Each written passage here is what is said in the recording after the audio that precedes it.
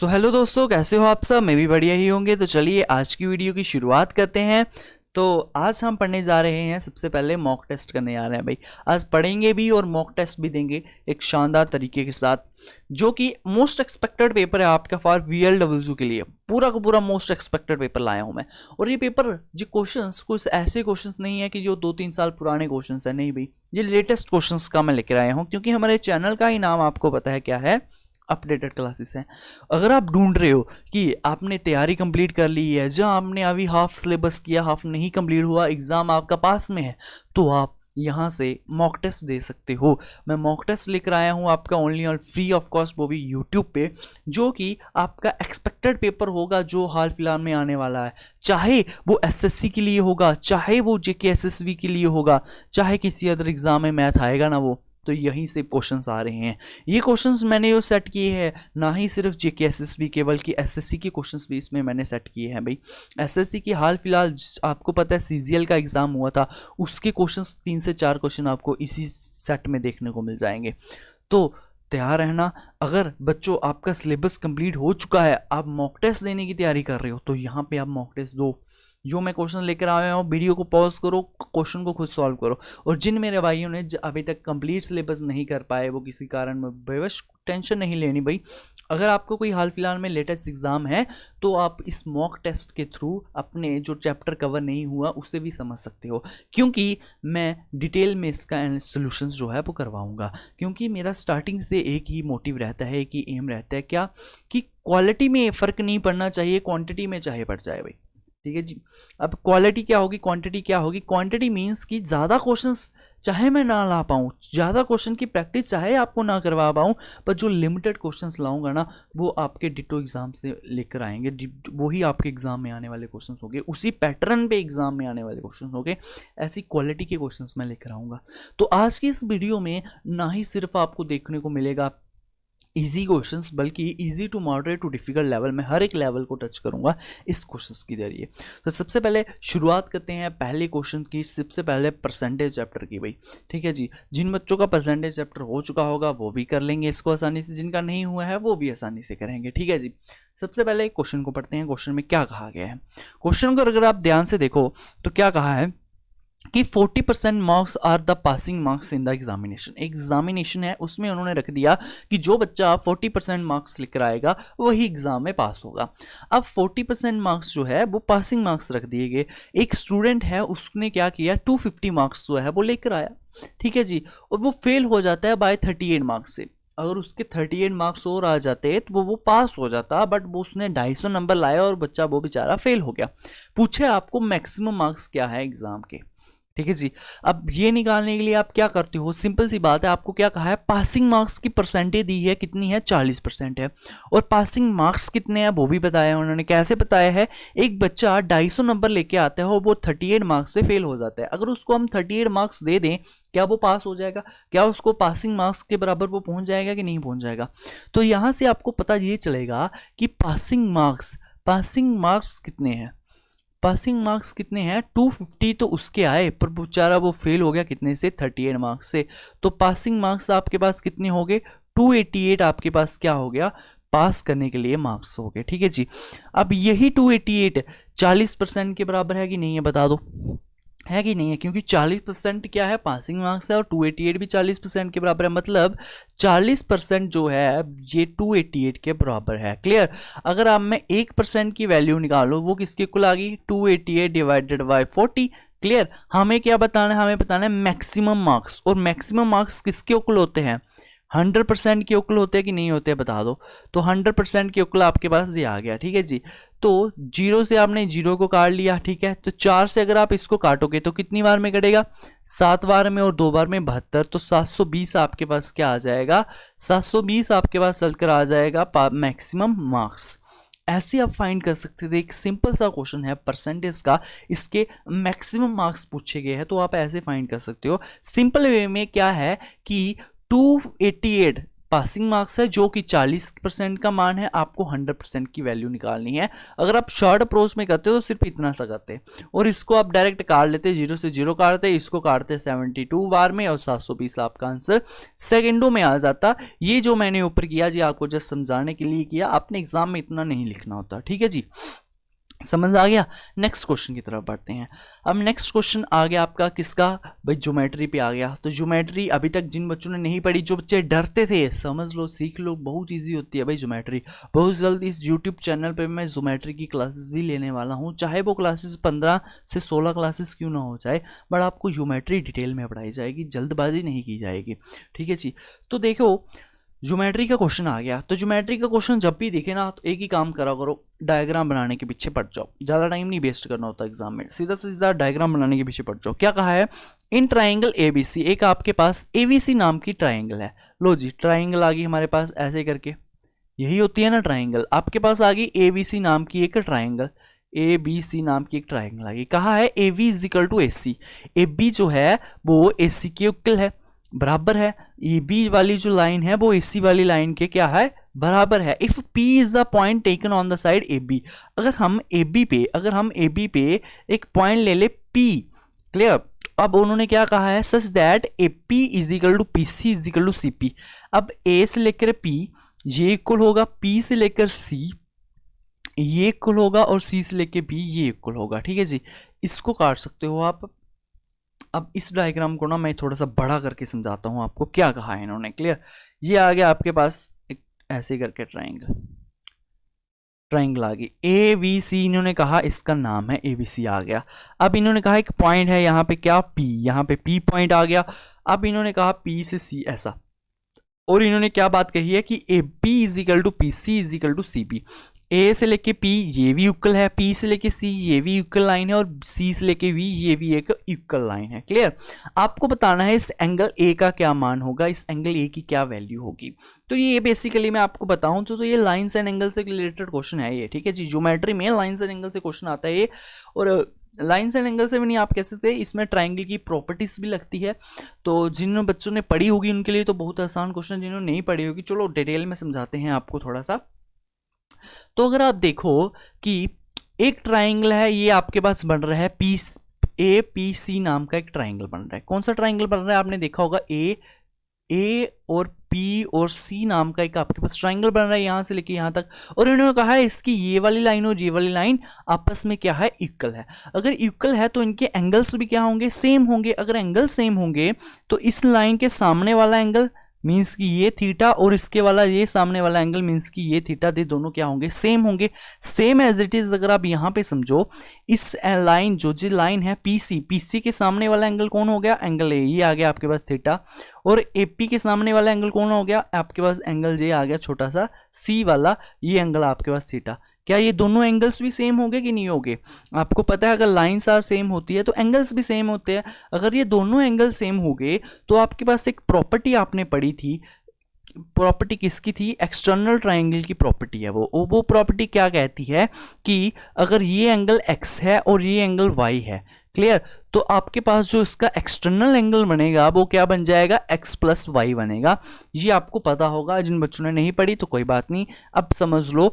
External triangle की ये property होती है जो कहती है sum of two interior angles is equal to exterior angle, clear.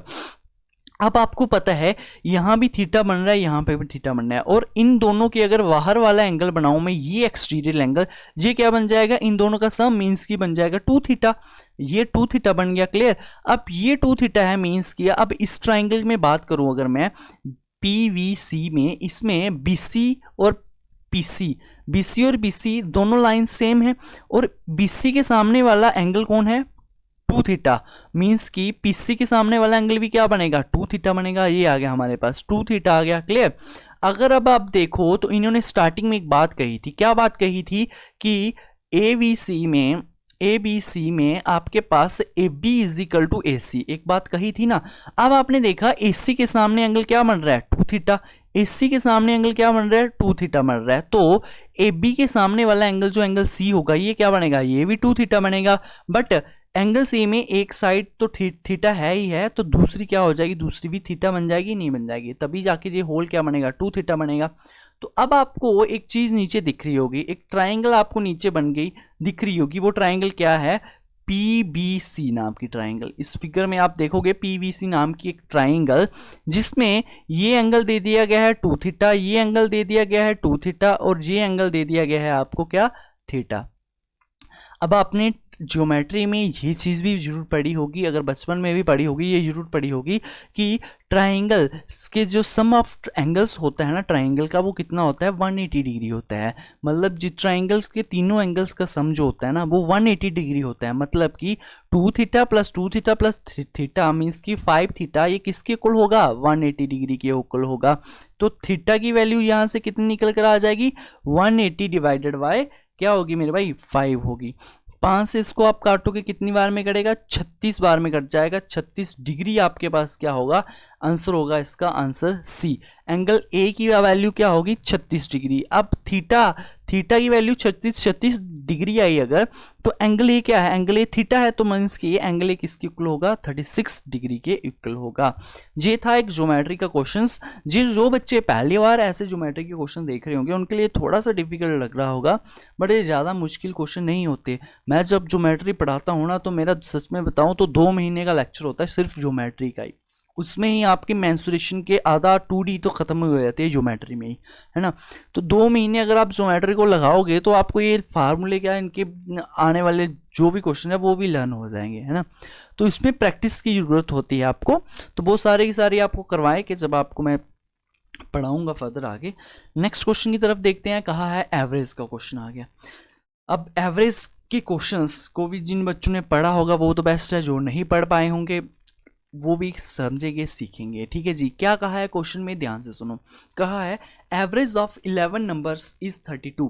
11 number है कोई आपके पास, ठीक है। सपोज दैट 11 नंबर कौन से हो गए आपके पास, जो कि 1 है, 2 है, 3 है, 4 है, 5 है, 6 है, 7 है, 8 है, 9 है, 10 है, 11 है। 11 नंबर है आपके पास, उनकी एवरेज दे दी इन्होंने 32। कहा है if the average of first 6 numbers, अगर पहले 6 नंबर की एवरेज आपके पास कितनी है, 26 है, और आपके पास and the average of last 6 number. अब लास्ट 6 क्या कौन कौन से होंगे, ये वाला 1 2 3 4 5 6, मतलब यहां से होगा लास्ट 6 नंबर्स। अगर लास्ट 6 नंबर की एवरेज कितनी है, 36, then what is the value of 6th number, जो सेंटर वाला नंबर है जो 2 बार रिपीट हुआ है 6 नंबर, उसकी आपको एवरेज बतानी है। ये क्वेश्चन मैं आपको बता दूं, इसकी आत्मा 2 सालों से भड़क रही है और आज तक ये एग्जामों में बार बार पूछा जा रहा है, और ये क्वेश्चन को आप स्टार लगा लो, बहुत इंपॉर्टेंट क्वेश्चन है। ऐसे जो भी इस मॉक टेस्ट में ये क्वेश्चन लेकर आए उन्होंने, ये सारे के सारे बहुत इंपॉर्टेंट है। ये इंपॉर्टेंट इसलिए भी है क्योंकि ये हर एक एग्जाम में पूछे जा रहे हैं, वो भी बार बार इस टाइप के क्वेश्चन। तो इन टाइप के क्वेश्चन को समझना आपके लिए काफ़ी इंपॉर्टेंट है, क्योंकि आपके जेके एसएसबी का एग्जाम हो चाहे एसएससी का एग्जाम हो, डायरेक्ट ऐसे क्वेश्चन आएंगे ही आएंगे, ये कन्फर्म है।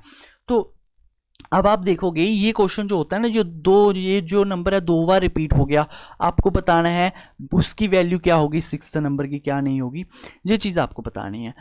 और इन्होंने एक बात कही क्या, the average of 11 number is 32। इनकी सभी की एवरेज कितनी है, 32 है। क्लियर, ये तो मैंने आपको लिख दिया समझाने के लिए, बट अगर आपको एग्जाम में करना हो ना तो डायरेक्ट मैं बता रहा हूँ आपको, ऐसे को आपको बेसिक से नहीं जाना कि इतना बड़ा लिखोगे क्या है क्या नहीं, आपको सीधा डिवीजन मेथड लगाना है, वेटेड एवरेज का मेथड कॉन्सेप्ट लगाना है। अब वो बच्चे कंफ्यूज जिनको डिवीजन नहीं पता होगा, जिन मेरे भाइयों को मेरे जैसे को डिवीजन नहीं पता, तो डिवीजन क्या होता है अब वो आपको सिखाता हूँ मैं। डिवीजन मेथड आपने लगाना है सबसे पहले। उसमें क्या होता है कि आपको क्या कहा, फर्स्ट 6 नंबर, पहले आपको क्या कह दिया गया, फर्स्ट 6 नंबर, देन आपको क्या कह दिया गया, लास्ट 6 नंबर। क्लियर, पहले 6 नंबर की जो एवरेज आ रही है वो कितनी आ रही है, 26 आ रही है। लास्ट 6 नंबर की एवरेज कितनी है, 36 है, 36 आ गई। ये जो ऊपर वाला होता है ये होता है आपके पास डाटा, और नीचे वाला क्या होता है आपके पास एवरेज होता है। क्लियर, जब मैं यूट्यूब पे इसको एवरेज के कॉन्सेप्ट को पढ़ाऊंगा ना, बहुत डिटेल में पढ़ाऊंगा, डोंट वरी। आपके पास डिवीजन मेथड क्या कहता है कि डाटा वाल को लिखो, पहले नीचे लिख दिया आपने एवरेज को। अब डिवीजन मेथड क्या कहेगा, सबसे पहले कि भाई ओवरऑल की आपको एवरेज कितनी दे दी गई है, मतलब 11 नंबर की एवरेज कितनी दे दी गई है, आपको दे दी गई है 32। 11 नंबर की एवरेज आपके पास कितनी आ गई, 32 आ गई। डिवीजन मेथड क्या कहता है, डेविएशन मेथड आगे कहेगा कि आपको सबसे पहले देखना है कि इस ओवरऑल एवरेज से ये कितने कम या कितने ज़्यादा है। आप देखोगे 32 से 26 कितना कम है, आप कहोगे सर 6 कम है, माइनस आप क्या करोगे 6 कर दोगे, यहाँ लिख दिया आपने -6। 32 से 36 कितना ज़्यादा है, आप कहोगे +4 ज़्यादा है, ठीक है, ये आ गया। अब डिवीजन मेथड क्या कहेगा, जितना कम है और जितना आपके पास डाटा है उनको पहले मल्टीप्लाई करो। मतलब 6 कम है ना, तो डाटा कितना है 6 का, तो 6 × 6 कितना आ गया -36 आ गया। नो प्लस 4 × 6 कितना आ गया, 6 4 जा 24 आ गया। आपके पास क्या कहा है 36 में से जब आप 24 को निकालोगे तो कितना आ जाएगा -12 आ जाएगा। क्यों आया माइनस, क्योंकि बड़ी टर्म नेगेटिव थी।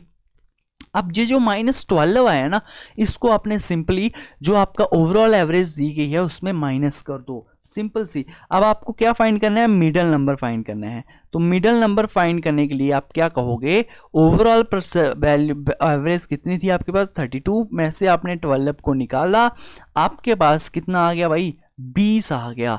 तो 20 इज योर करेक्ट आंसर, आप कहोगे ऑप्शन नंबर ए आपके पास सही आंसर है। तो ये था आपके पास एक डेविएशन मेथड जिसके क्वेश्चंस ना हर बार रिपीट हो रहे हैं। जिन बच्चों ने हाल फिलहाल का सीजीएल का एग्जाम दिया होगा उसमें भी देखने को मिले हैं, और एसआई के क्वेश्चन में भी शायद एक आधी शिफ्ट थी जिसमें ये क्वेश्चंस आए हैं।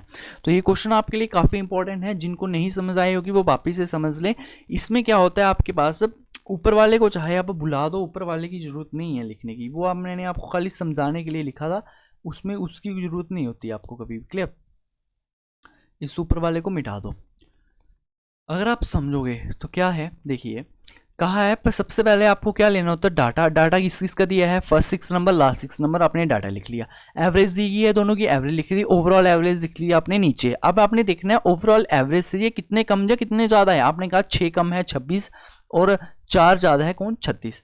अब जी जितना कम है उतना डाटा से मल्टीप्लाई करके लिख दो, और जितना कम है उतना डाटा से मल्टीप्लाई लिख दो, जो माइनस में है माइनस में, जो प्लस में है वो प्लस में लिख दिया।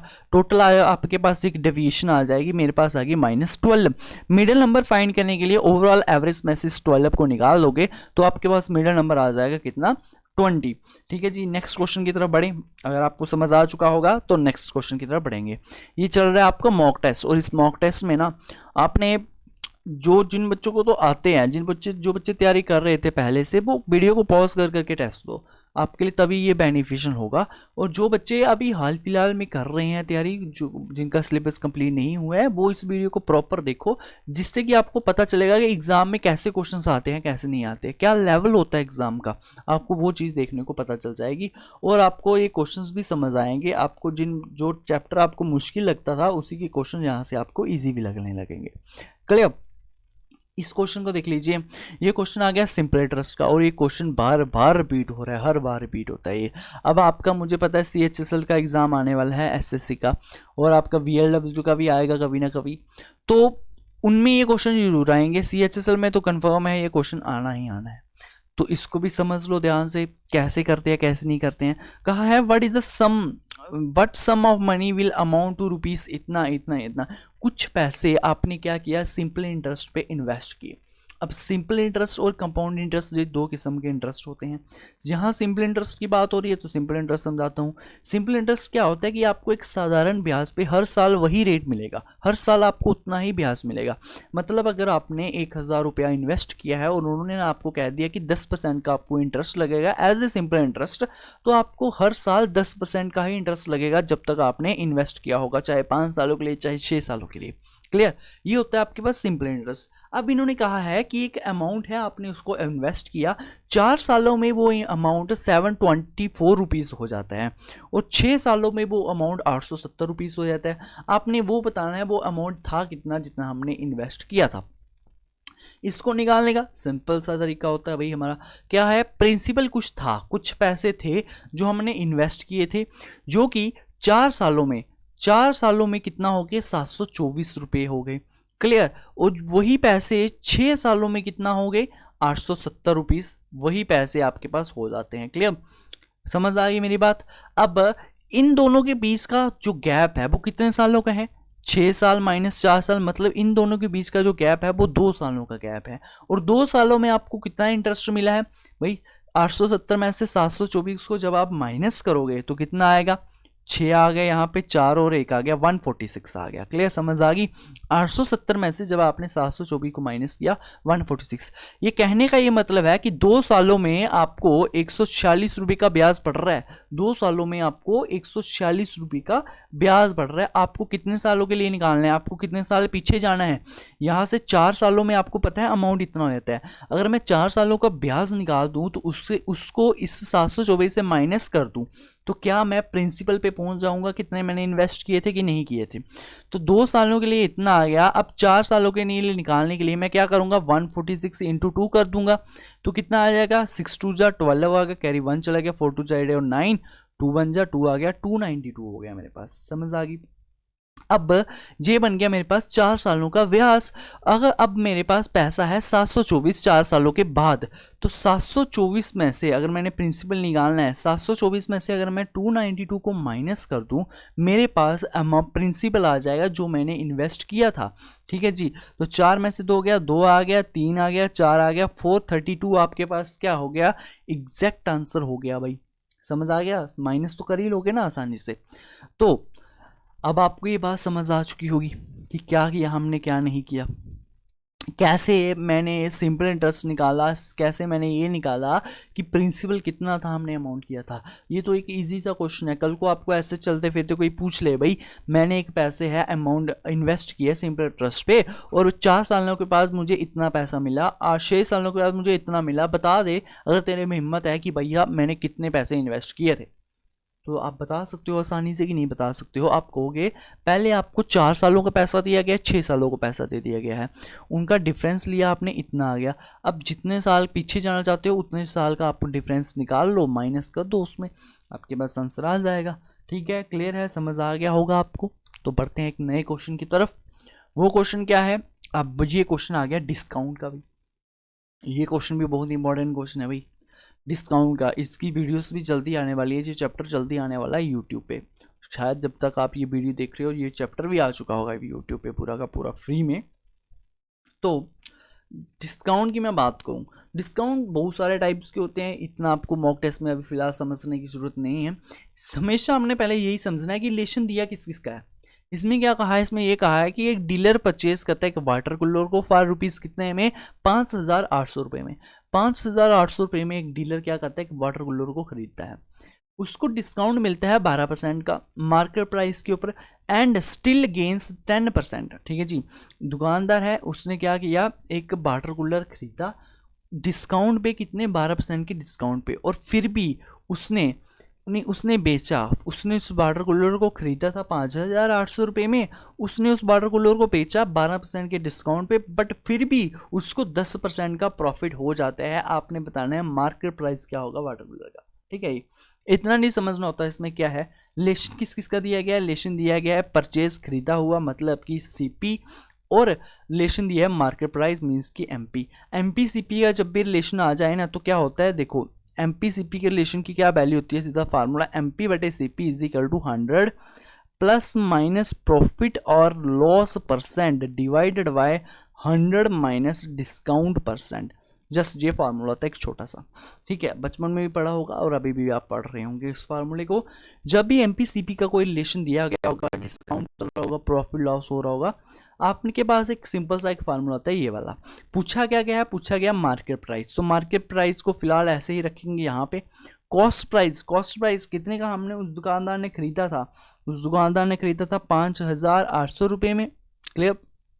और क्या उसको प्रॉफिट हुआ कि लॉस हुआ, उसको उसने स्टिल गेन किए, प्रॉफिट हुआ उसको कितना, 10% का, मीन्स कि आपके पास आ जाएगा 110 डिवाइडेड बाय डिस्काउंट कितना दिया था 12% का, मतलब 100 माइनस जब आप 12 करोगे तो 88 आपके पास क्या आ जाएगा, डिस्काउंट आ जाएगा आपके पास कितना, 88% का। अब आप इसको चाहो तो काट सकते हो। ठीक है, 22 से काटोगे तो 22 से कटेगा जी कितनी बार में, 5 बार में। 22 से कटेगा कितनी बार में, 4 बार में। समझ आ गया। फर्दर आप इसको काट सकते हो, 4 से आप इसको काटोगे तो कटेगा कितनी बार में, 1 बार में। 18 आ गया, 4 16 बार में, 4 बार में 16 आ गया, और 5 0 1450 आप इसको इतनी बार में काट सकते हो। क्लियर।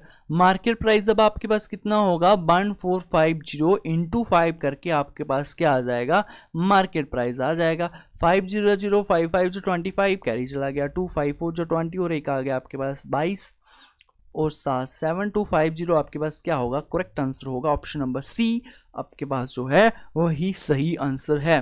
तो समझ आ गया। जब भी आपको एमपीसीपी का रिलेशन दे दिया गया होता है तो कौन सा फार्मूला यूज करना होता है, मार्केट प्राइस बट्टे में cost price is equal to 100 plus minus profit loss बट्टे में 100 माइनस डिस्काउंट। सिंपल सी इनकी वैल्यू को पुट करो, आंसर आपके पास आ जाएगा। ठीक है जी। अब क्या हो रही है, अब एक रेस हो रही है, समझ आ गया। अब क्या हो रहा है, अब हो रही है एक रेस, किलोमीटर की एक रेस है। ए किसको हराता है, ए बी को हराता है बाय 40 मीटर से। ठीक है जी। B can beat C by 50 metres, B C को हराता है 50 मीटर से। Then how many metres can A beat C in 500 metres race. काफी अच्छा क्वेश्चन है। अब इस क्वेश्चन को आप कैसे कहोगे, देखो समझो इस कहानी को। क्या कहा गया है, कहा गया है ए और बी और सी तीनों रेस में बैठे हुए हैं, तीनों रेस में भाग ले रहे हैं। ठीक है।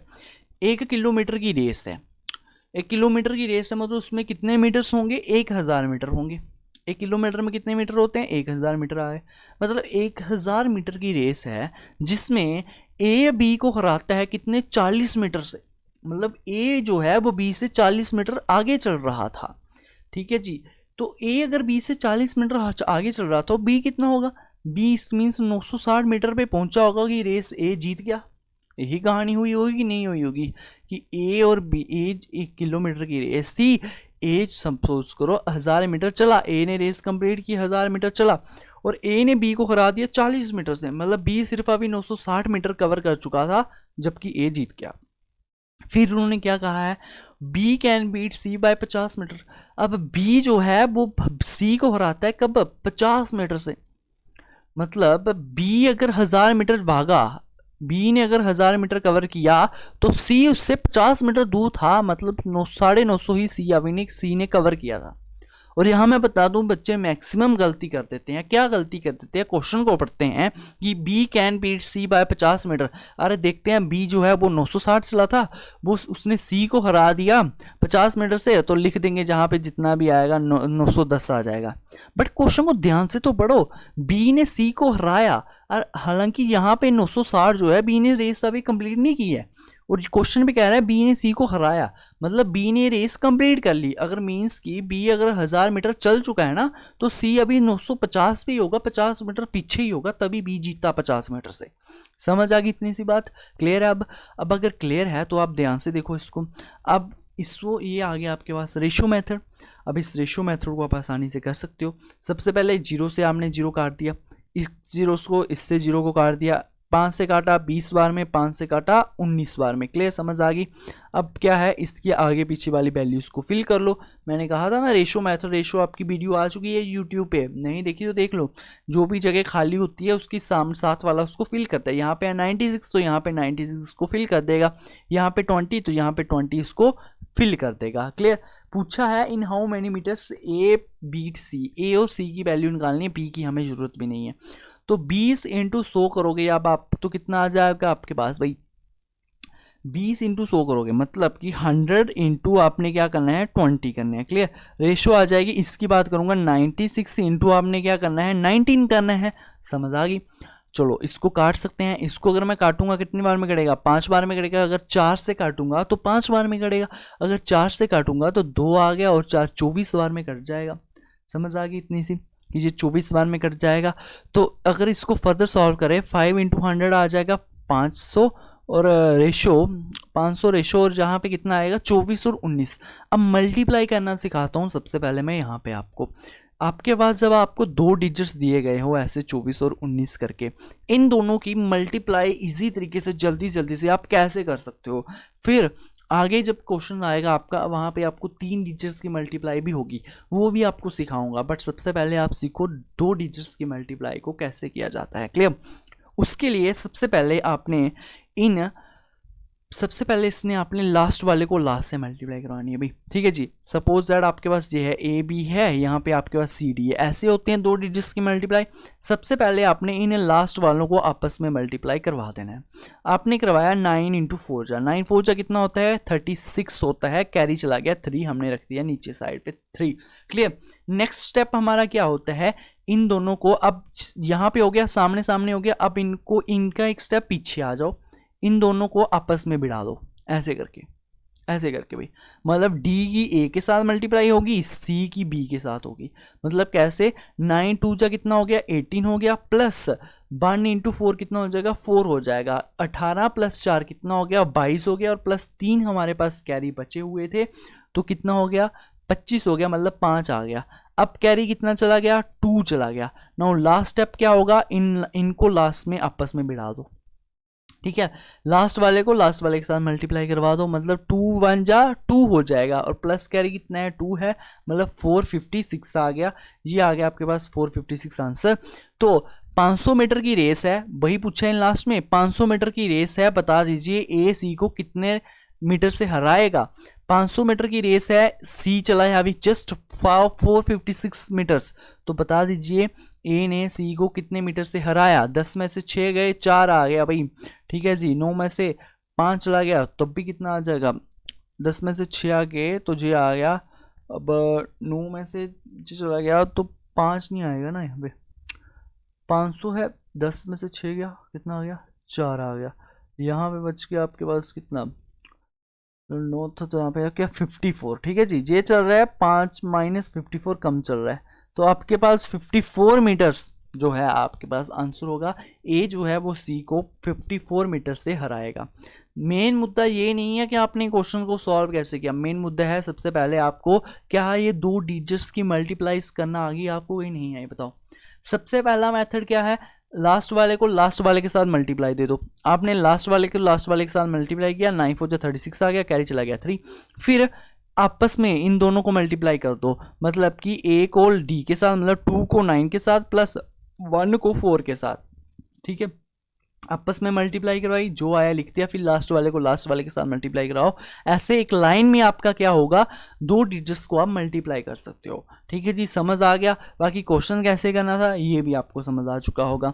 नेक्स्ट क्वेश्चन की तरफ बढ़ते हैं, ट्रिगो का क्वेश्चन भाई, ट्रिग्नोमेट्री का। और बच्चे इससे इतना डरते हैं, इतना ज़्यादा क्यों डरते हैं उसका रीज़न भी मैं बताता हूँ। बहुत सारे बच्चों को ट्रिग्नोमेट्री जो है वो बहुत ज़्यादा मुश्किल लगती है, और मैं बताऊँ, मैं लगभग जब आपने पेड बैचेस में ट्रिगोनोमेट्री को पढ़ाता हूँ ना, तो कम से कम 300 क्वेश्चंस होते हैं इसके जो मैं करवाता हूँ, ठीक है। और उन 300 क्वेश्चन में ऐसा नहीं है कि मैं कहूँगा बच्चों को जाओ भाई इसके जितने भी फार्मूलाज बनते हैं रट के आओ, नहीं भाई। एक एक फार्मूला के जितने भी क्वेश्चन एग्जाम में आए हुए रहते हैं ना, पहले उनकी प्रैक्टिस करवाता हूँ। पहले सपोज दैट किसी एक फार्मूला को पकड़ लिया, उसके 4-5 क्वेश्चन करवाए, फिर कोई दूसरा फार्मूला पढ़ा, फिर उसके 4-5 क्वेश्चन करवाए, फिर उसके मैं मिक्स क्वेश्चन करवाता हूँ। उससे क्या होता है, आपके दिमाग में ये फार्मूले सेट हो जाते हैं। वरना ट्रिगो के फार्मूले रटना इतना आसान नहीं होता, ठीक है। इसलिए मैम ट्रिगो के कम से कम 250 से 300 क्वेश्चन होते हैं जो पेड बैचेस में होते हैं। क्लियर, समझ आ गया आपके पास। तो आपने सबसे पहले इस क्वेश्चन की क्या कहानी है ये सुन।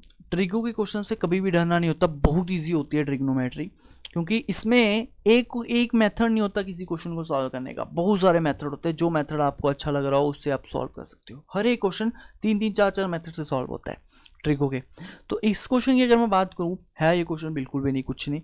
क्यों कुछ नहीं है, आपने देखा यहाँ पे आपको सेक दिख रहा है, और सेक हमेशा कोसेक में कन्वर्ट हो जाता है, और कोसेक भी सेक में कन्वर्ट होता है। तो इससे एक कन्वर्जन वाली चीज़ें आ गई, इससे क्वेश्चन आसान लगता है बहुत ज़्यादा। अब आप देखोगे अगर सेक को आपने अगर कन्वर्ट करना चाहा किसमें, कोसेक में, तो क्या बन जाएगा, सेक को अगर आप कोसेक में कन्वर्ट करोगे तो वो बन जाएगा cosec square 20 degree minus cot square 20 degree आ गया, डिवाइडेड बाय कोसेक को आप कन्वर्ट कर लो सेक में। कोसेक को जब आप सेक में कन्वर्ट करोगे, मतलब देखो 90 माइनस आपने थीटा करना होता है और कुछ नहीं करना होता। जैसे आपने सेक को कोसेक में कन्वर्ट किया तो सेक का कितना थीटा था 70 था, तो 90 माइनस 70 किया, आपके पास कितना आ गया 20 डिग्री आ गया, मतलब कि ये बन गया आपके पास cosec 20 degree. Same as it is cosec को आपने सेक में कन्वर्ट करना है, तो कितना बन जाएगा आपके पास सेक स्क्वायर 31 डिग्री बन जाएगा, माइनस टेन स्क्वायर 31 डिग्री बन गया। क्लियर। अब आपके वो देख रहा होगा सारी की सारी डिग्री सेम होगी, कुछ तो कुछ लॉजिक बन रहा होगा। तो एक ये फार्मूला होता है कि cosec square theta minus cot square theta is equal to 1। ये आ जाता है भाई 1 के ऊपर।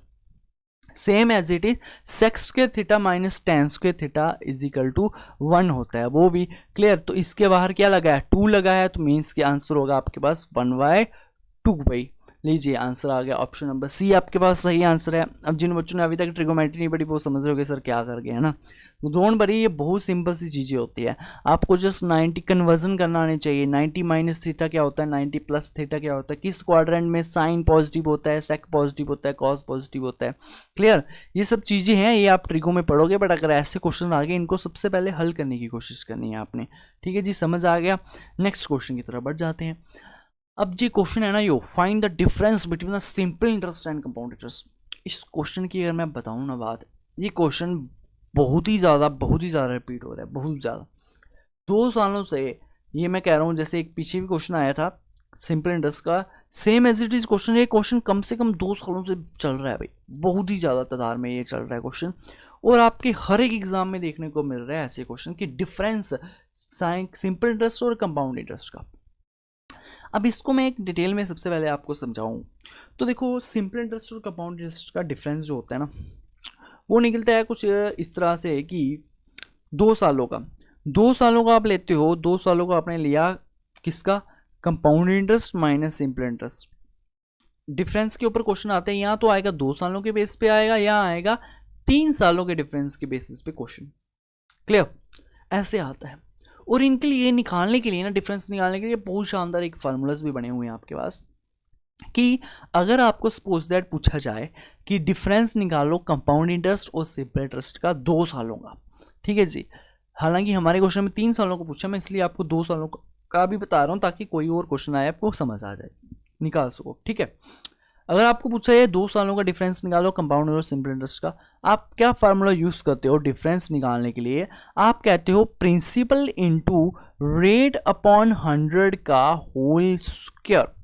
एक सिंपल सा, एक स्टीक सा, बहुत इजी सा फार्मूला है डिफरेंस निकालने के लिए, प्रिंसिपल इनटू रेट अपॉन 100 का होल स्क्वायर। और जब अगर आपका डिफरेंस होगा 3 सालों का, अगर आपका डिफरेंस होगा कितने सालों का, 3 सालों का, तो तब आपने क्या करना है, तब करने के लिए सिंपल सी बात है, ध्यान दीजिए, सेम एज इट इज। सबसे पहले आप लिखोगे 2 सालों की कहानी कि प्रिंसिपल इनटू रेट अपॉन 100 का आ गया होल स्क्वायर, फिर इनटू आप लिख देते हो 300 प्लस रेट बट्टे में 100। ये आ गया आपका एक सिंपल सा फार्मूला फॉर 3 ईयर्स। 2 ईयर्स और 3 ईयर्स का फार्मूले में कोई फर्क नहीं है। जो 2 सालों का फार्मूला है पहले आप वही लिखोगे, 3 सालों में इंटू कर दोगे 300 प्लस रेट बट्टे में 100। ये है आपके 3 सालों के फार्मूले का रिलेशन।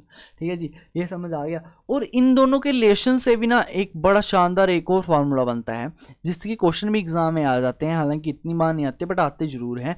जो आते हैं इनकी रेशो के ऊपर, कि भाई साहब 3 साल की बट्टे में 2 साल की रेशो के ऊपर क्वेश्चन आ जाएंगे। उसमें क्या होगा, आपके पास जे भी कट जाएगा, जे भी कट जाएगा, तो बचेगा क्या, 300 प्लस आर बट्टे में 100। ये उनका एक डायरेक्ट रिलेशन भी होता है। ठीक है। बट चाहो आप इसको याद रख लो, चाहे ना रखो, को डोंट वरी, बट मेन आपको ये याद रखना है, क्वेश्चन बार बार इस पे पूछा जाएगा। जहां आपकी शिफ्ट में पूछा जाएगा कि 2 सालों का डिफरेंस बताओ कंपाउंड इंटरेस्ट सिंपल इंटरेस्ट का, जहां पूछ लेगा 3 सालों का डिफरेंस बताओ कंपाउंड इंटरेस्ट और सिंपल इंटरेस्ट का। ठीक है। तो आपके लिए फार्मूला आ जाता है सबसे पहले ये वाला, जब आपको पूछा गया होगा 2 सालों का डिफरेंस, और जब आपको पूछा गया होगा 3 सालों का डिफरेंस, तब के लिए ये फार्मूला है। समझ आ गई इतनी सी बात, क्लियर है? कोई डाउट होगा तो आप वापिस कमेंट में भी पूछ सकते हो। ओके। अब देखते हैं क्वेश्चन में क्या कहा है। क्वेश्चन में कहा है find the difference between the simple interest and the compound interest payable annually on a sum of rupees. इतना है, रेट इतना दिया है, फॉर कितने सालों के लिए, 3 सालों के लिए। भाई साहब कितने सालों के लिए, 3 सालों के लिए। तो 3 सालों के लिए हमने डिफरेंस का एक आपको फार्मूला बताया था शानदार वाला, कि प्रिंसिपल इनटू रेट अपॉन 100 का whole square into 300 plus rate बट्टे में 100। ये आपको एक फार्मूला दिया सामने भाई 3 सालों के लिए। क्या, तो इसमें आप क्या पुट करोगे क्या नहीं वो देखो। प्रिंसिपल कितना है आपके पास 6500। ये क्वेश्चन आपका काफ़ी कैलकुलेटिव होगा थोड़ा सा। इनटू रेट कितना है 7%, तो 7/100 इंटू आप क्या कहोगे 7/100 आ गया, क्योंकि स्क्वायर दिया था। इनटू रेट आ गया 7%, तो 307 बट्टे में आ गया आपके पास कितना 100 आ गया। समझ आ गई मेरी बात? समझ, इतनी सी बात समझ आएगी कि कैसे लिखना है कैसे नहीं। अब ये क्वेश्चन होते हैं जस्ट आपके कैलकुलेशन वेस्ट। अगर आप चाहो इसको डिजिटल सम से भी कर सकते हो, बट डिजिटल सम से होगा नहीं। क्यों नहीं होगा? क्योंकि ये आपके डेसिमल वाले हैं, ये कभी भी करेक्ट नहीं आंसर नहीं देते आपको, कभी भी आपको एग्जैक्ट आंसर नहीं दिया जाएगा। ये डेसिमल वाले होते हैं ना, इसको आपको सॉल्व करना ही पड़ता है। अब सॉल्व करने के लिए क्या करोगे? सबसे पहले 2 जीरो से 2 जीरो कट गए, सिंपल से खत्म हो गया कि नहीं हो गया बताओ तो? खत्म हो गया। आपने कहा अब इसको अगर आप और काटना चाहते हो तो और काट सकते हो। 5 से काटोगे ये कटेगा कितनी बार में? 13 बार में। 5 से काटोगे इसको कटेगा 20 बार में। क्लियर? मल्टीप्लाई करवा दीजिए। अब और क्या कर सकते हैं? 13 का अगर आप इंटू 7 से मल्टीप्लाई करोगे कितनी आ जाएगी? 7 3 21 और 91 आ जाएगा। और 91 का 7 गुना कितना हो गया? 7 1 7 आ गया और 9 7 63, 637 आ गया। इंटू 307 आ गया। बट्टे में कितना आ गया? 2000 आ गया भाई साहब। लीजिए अब यहाँ पे मल्टीप्लाई किसकी आ गई? 3 डिजिट्स की, मतलब ABCXYZ की मल्टीप्लाई आ गई। अब कुछ इस प्रकार से पहले मैंने आपको ये सिखाया था कि 2 डिजिट्स की मल्टीप्लाई को कैसे करते हैं। आपने शानदार तरीके से वो सीखा होगा, नहीं सीखा होगा वो भी सीख लीजिए। अगर अब आपकी कि 3 डिजिट्स की जब टर्म आ जाए तो ज़्यादा लेंथी ना लेना पड़े, एक लाइन में आंसर लाना हो, तब मल्टीप्लाई कैसे करते हैं। सेम वही मेथड होता है भाई। पहले इस लास्ट वाले को लास्ट के साथ करो, फिर लास्ट 2 को आपस में बिड़ा दो। फिर तीसरा मेथड क्या होता है कि इन तीनों को आपस में बिड़ाना है आपको ने, ऐसे करके। फिर वापस आना है, इन फर्स्ट वाले 2 को आपस में बिड़ाना है, फिर फर्स्ट वाले फर्स्ट को आपस में बिड़ाना है। कुछ ऐसे होती है इनकी मल्टीप्लाई। दिखाता हूँ कैसे। कि 637 है और दिया गया है 307। करना क्या है? मल्टीप्लाई करवानी है। मैंने क्या कहा? सबसे पहले लास्ट वाले को लास्ट से कराओगे। 7 7 जो कितना हो गया? 49 आ गया, कैरी चला गया 4, जो कि हमने रख लिया साइड पे। नेक्स्ट स्टेप 7 इंटू 3 करा दो, प्लस 7 इंटू 0 करा दो। 7 इंटू 0 करके 0 ही होगा, तो 7 3 से कितना हो गया? 21 प्लस 4 25। कैरी इस बार कितना चला गया? 2 चला गया। कैरी अगर 2 चला गया, अब नेक्स्ट स्टेप क्या है? 7 को 6 के साथ, 7 को 3 के साथ, फिर 3 को 0 के साथ। मल्टीप्लाई इस बार पता कैसी होगी? ऐसे करके, फिर ऐसे करके, प्लस ऐसे करके। इस बार मल्टीप्लाई इस प्रकार होनी है। पहला स्टेप क्या था? पहले स्टेप की अगर मैं बात करूं, पहले स्टेप की मल्टीप्लाई थी कुछ इस प्रकार से, आपस के ऊपर वाले के साथ कर दो। दूसरी मल्टीप्लाई क्या थी? दूसरे स्टेप में ऐसे करके क्रॉस था। तीसरे स्टेप में मल्टीप्लाई क्या थी? कि ऐसे करके कुछ इस प्रकार से आप क्रॉस लगेगा। समझ आ गई? अब मल्टीप्लाई होगी 7 6 जा करके। 7 6 जा 42 आ गया, 7 3 जा 21 आ गया। ठीक है जी। 42 में आपने क्या किया? 21 ऐड किया। अब 3 इंटू 0 0 ही होगा, उसको कोई जरूरत नहीं है। 2 और 1 3 आ गया, 4 और 2 6 आ गया। 63 में आपने ये 2 भी ले लिया तो कितना आ गया? 65 आ गया। कैरी कितना चला गया इस बार चला गया 6। नाउ नेक्स्ट स्टेप क्या है? 6 को 0 के साथ करोगे, 3 को 3 के साथ करोगे। 6 को 0 के साथ करोगे जो 0 आ जाएगा, 3 3 जा कितना आ गया? 9 आ गया। और 9 में 6 ऐड किया, कितना आ गया? 15 आ गया। 5 आ गया। इस बार कैरी कितना चला गया? 1 आ गया। क्लियर? 6 को 3 के साथ किया, 18 और 1 कितना आ गया? 19 आ गया। मतलब आपके पास कितना बना? ये 19555 डिवाइडेड बाय 2000, कुछ इस प्रकार से बना। अब क्या है? काट लो 2 से। भाई 2 से काटोगे तो कितनी बार में कटेगा वो देख लो। समझ आ गई? 2 से काटोगे कितनी बार में कटेगा? 2 से काटोगे 18, 18 कितने में आते हैं? 9 से आते हैं। तो 9 7 7 7 अगेन 9 आ जाएगा। नीचे होगा आपके पास 3 0 1 2 3, जहाँ पे आप डेसिमल लगा दोगे ये आपके पास आंसर बन जाएगा 97.77। कुछ भी, ऑप्शन नंबर बी है जो आपके पास 97.78। तो आपको ये समझ आ चुका होगा मैंने क्या किया, कैसे मल्टीप्लाई की, कैसे नहीं की। ठीक है जी। इस चीज़ को सीख लेना, ट्रिक्स है ये। क्योंकि अगर आप 3 डिजिट्स की निकालने बैठोगे ना, बहुत टाइम आपका वो है वो बर्बाद कर जाएगा। तो इतना टाइम आपको बर्बाद नहीं करना है अपना। सिंपल सी बात है, मल्टीप्लाई सीखनी है। मल्टीप्लाई होती कैसे है, कैसे नहीं। तो मल्टीप्लाई कैसे की जाती है वो देखना है। सबसे पहले 3 डिजिट होंगे आपके पास XYZ नाम के और ABC नाम के, कुछ ऐसे आपके पास 3 डिजिट होंगे। पहला मेथड लास्ट वाले को लास्ट के साथ करोगे, लास्ट वाले को लास्ट कर दिया, फिर नेक्स्ट मेथड इन लास्ट दो को करोगे, वो भी कर दिया, फिर तीनों को इकट्ठा कर दोगे आप, इनको इसको इसके साथ, इसको इसके साथ, सेंटर वाले को सेंटर के साथ, फिर एक स्टेप पीछे आओगे, फिर आप इन दोनों को आपस में कर दोगे, फिर एक स्टेप पीछे आओगे, फिर यहाँ पे कर दोगे मल्टीप्लाई। ऐसे होती है इनकी मल्टीप्लाई, ठीक है जी। तो उम्मीद करता हूँ जैसे कि मैंने कहा था कि मेरा क्वालिटी जो कमी नहीं होगी उसमें, कंटेंट में हो जाएगी, मतलब कि जो आपकी लेंथ होगी क्वेश्चंस की, ज़्यादा तादाद में क्वेश्चन नहीं लाऊंगा मैं, लाऊंगा कम तादाद में, बट जितना होगा उससे आपको कई नई चीज़ें सीखने को मिल जाएगी, है ना। तो यहाँ पे आपने बहुत सारी चीज़ें सीख ली। अब नेक्स्ट क्वेश्चन की बात करते हैं, टाइम एंड वर्क का आ गया, ठीक है जी। अब टाइम एंड वर्क के क्वेश्चन में आप क्या कहोगे, क्या हुआ क्या नहीं। टाइम एंड वर्क की बड़ी अच्छी वीडियो है जो मेरी यूट्यूब पे आ चुकी है ऑलरेडी, उसको भी आप चाहो तो देख सकते हो। हम इस क्वेश्चन को कैसे करते हैं, हमने कहा है A can do a work in 20 days. A जो है वो किसी काम को 20 दिनों में ख़त्म करता है, जबकि बी जो है वो किसी काम को 25 दिनों में ख़त्म करता है। हमारा फर्स्ट सबसे पहले काम क्या होता है, इनका एलसीएम लेना, और 25 और 20 कहाँ पे जाके मिलते हैं, 100 पे जाके मिलते हैं। 25 का 4 गुना होता है, 20 का कितना होता है, 5 गुना होता है। भाई इतना से तो सब कर लेते हैं। अब इन्होंने क्या कहा, they started a work together, few days later, कुछ दिनों के बाद सी ने क्या किया, उनको ज्वाइन कर लिया, and this all of them completed the work in 10 days. 10 दिनों में क्या हुआ, उन्होंने सारे तीनों ने मिलकर काम को खत्म कर दिया। अब उन्होंने बताना है कि आपके पास उनके पास 700 रुपया है, सी को कितने पैसे मिलेंगे, जी आपने बताना है। बहुत अच्छी बात है। अगर आप समझो तो देखोगे, क्या समझोगे कि ए और बी ने स्टार्टिंग से लेकर लास्ट तक काम तो किया है ना। आप देख रहे हो 10 दिनों में काम खत्म हो गया, मतलब कि कोई गया नहीं। ए और बी जो थे वो स्टार्टिंग से काम को कर रहे थे, फिर क्या हुआ, बीच में कहीं सी भी ज्वाइन कर लिया उनको, ए बी सी इकट्ठे काम करने लगे। हमें नहीं पता सी ने कितने दिनों बाद ज्वाइन किया, बट ये इकट्ठे काम करने लगे। फिर इन्होंने क्या हुआ, टोटल काम को 10 दिनों में ख़त्म कर दिया।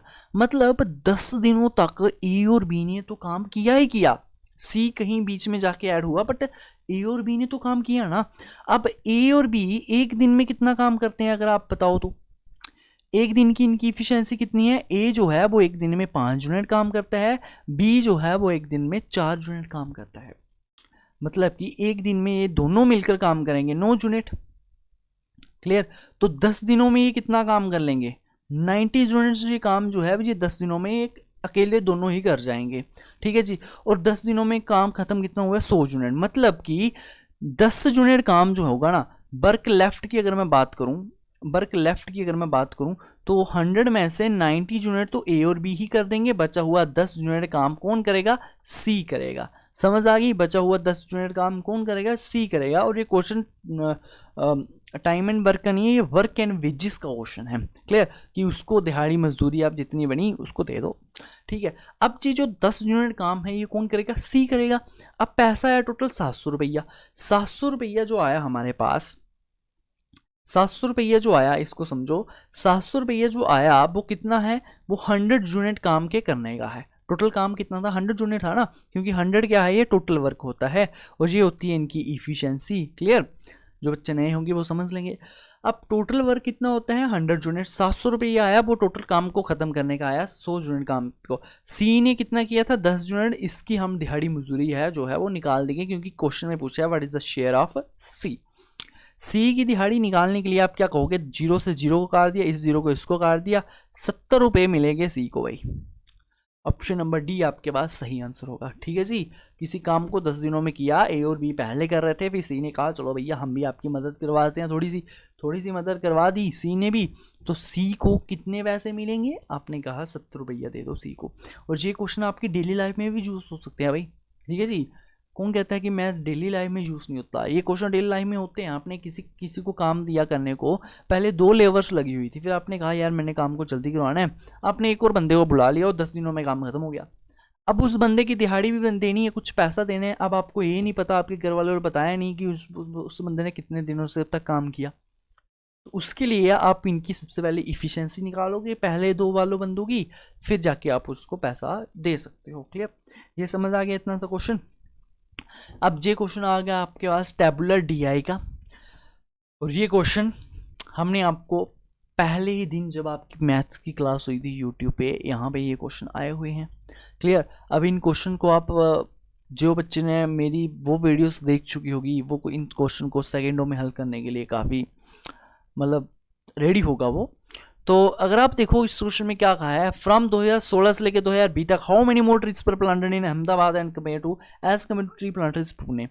अहमदाबाद में कितने ज़्यादा ट्रीज लगाए गए एज कम्पेयर टू पुणे 2016 से लेकर 2020 तक कहा है, मतलब टोटल टैबुलर DI का डेटा पूछा है। करना क्या होता है, सिंपल सा इनका कर दो सम। इनका सम करोगे, कैसे करोगे भाई, देख लो। सबसे पहले आपने क्या कहा 25, 30, 95, अच्छा बहुत कुछ है इसमें है ना करने के लिए। देखो 250 प्लस 230 ऐसे करो स्क्वायर, 250 प्लस 230 240 195 210। क्लियर, ये आ गया आपके पास अहमदाबाद का डेटा। तो 5 आ गया यहाँ पे, 10 14 14 और 5 19 और 3 22, 2 आ गया, कैरी चला गया 2, ठीक है, 2 2 4 6 8 10 और 11 1125। अहमदाबाद में जो ट्रीज लगाए गए ना वो लगाए गए 1125। पुणे में कितने ट्रीज लगाए गए वो देखेंगे हम। पुणे में लगाए गए हैं रुकिए 1125 और एक और 0 भी है, ठीक है, चलो कोई बात नहीं। पुणे में जो लगाए गए वो लगाए गए 180 185, आगे जीरो तो सभी के साथ है ना वो हम लगा सकते हैं, ठीक है, 184 190 और 200। क्लियर, यहाँ से भी आप कर लो, 5 और 4 कितना आ गया, 9 आ गया, 8 16 24 और 24 के साथ 9 23 आ गया, 3 आ गया, कैरी चला गया, 2 चला गया, ठीक है जी, 2 2 4 5 6 7 8 8 3 9 0 आ गया। निकाल दो, माइनस कर दो, 11250 में से आपने किसको निकालना है, 8390 को निकालना है। 0 से 0 चला गया भाई, 15 में से 9 को निकाला, कितना आ गया 6 बच गया, 11 में से 3 को निकाल दोगे आप, कितना आ जाएगा आपके पास 8, ठीक है जी, और कहाँ पे कितना बच जाएगा, और 10 में से आपने 8 को निकालोगे 9 बच जाएगा ना यहाँ पे, 9 10 1860 इज राइट आंसर। क्लियर, 1860, ठीक है, ऐसे आ गया। हमने कुछ गलती कर दी क्या, हमने कुछ गलती कर दी, 2 2 4 6 8 10 और 11 आ गया यहाँ पे, 11 आ गया यहाँ पे, और 15 है, 15 से 9 के निकाला 6 आ गया, यहाँ पे बचा था 11 बचा था, इससे कैरी ली आपने, बिल्कुल सी बात है, बिल्कुल इस 11 से आपने कैरी ले लिया तो 10 बच गया। क्लियर, तो 11 पर से आपने 3 को निकाला तो बच गया 8,